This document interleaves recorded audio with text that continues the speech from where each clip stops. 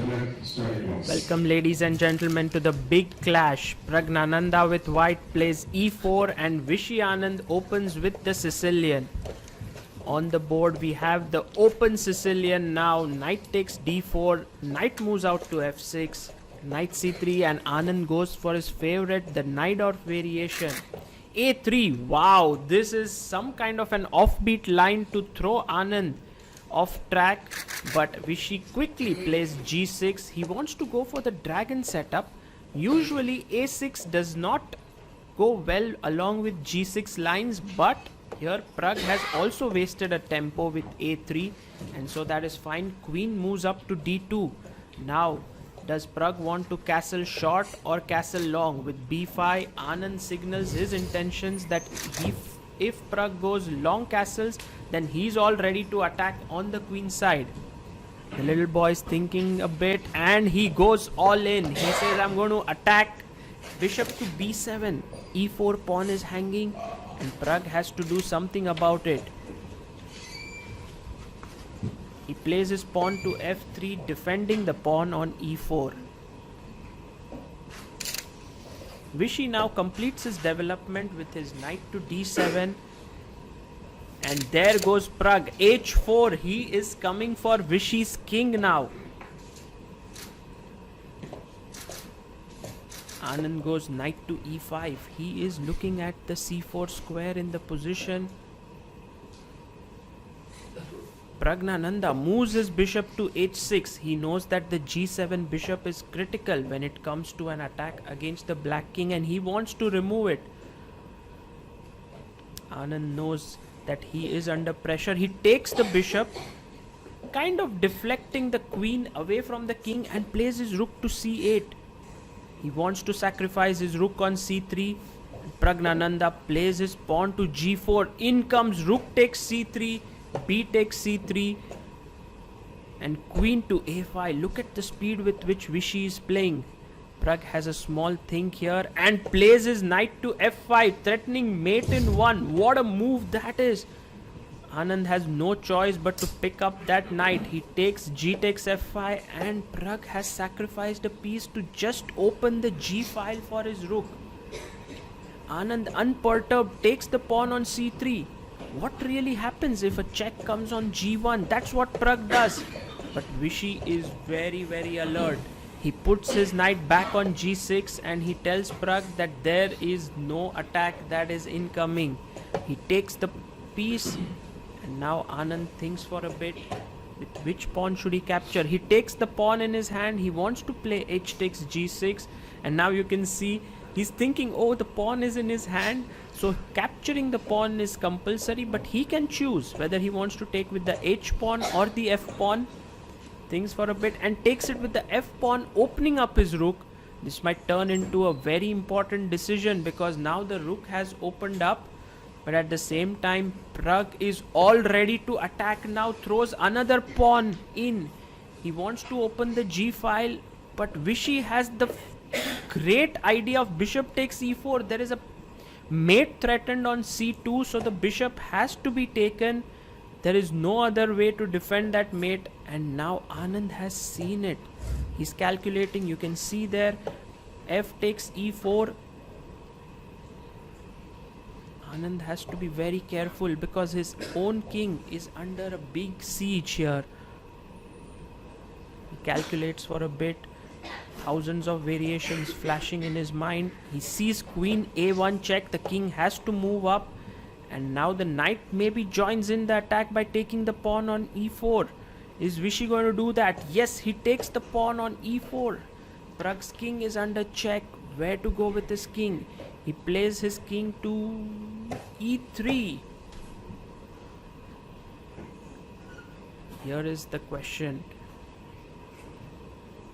If Vishy doesn't play quickly, rook takes g6 is threatened, so he plays his queen to c3 check. The knight cannot be taken as the king will get checkmated.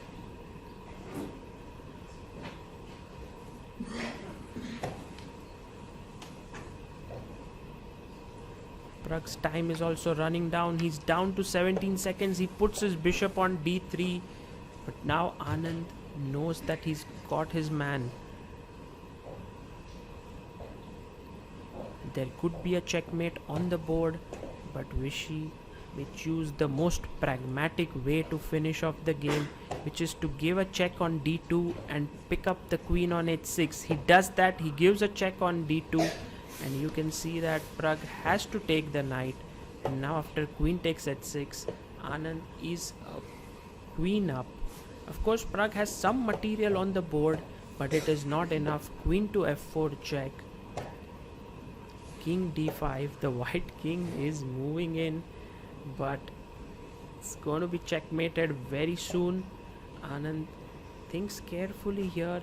He pushes his pawn to h6, making sure that his king is safe.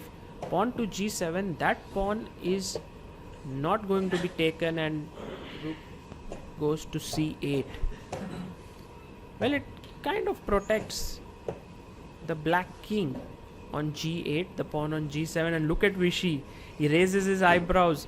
What sort of a king is this? Praggnanandha's king coming all in. He plays his pawn to d5, opening up the route of the queen to d6. Rook g6 is played by Pragg, and there comes the check, at least exchanging a pair of rooks, which will ease out the defense. Take on g6, bishop g6, and now he takes the pawn on g7. Anand not only has a queen for a rook and bishop, but he also has 2 extra pawns, which means he's 3 points up and with a clearly better position. Gives a check, pushes the king away, and now the h pawn starts rolling down the board. h5. Pragg has to play for certain tricks. He knows that his position is lost. Also, Anand has the comfort of 2 minutes on his clock. Rook g6, king comes back to f7, and now rook to h6. It's played, pawn goes to a5. Anand's queen defends all the pawns. King goes to c6, and now he saves his pawn, making sure that Pragg doesn't get even a single pawn over here. Now the king moves to g7 so that the h pawn can start rolling. Rook e6, attacking the queen. Now I just look at Vishy, slightly nervous. He puts his queen on c3, then brings it back to d4. King moves into e8.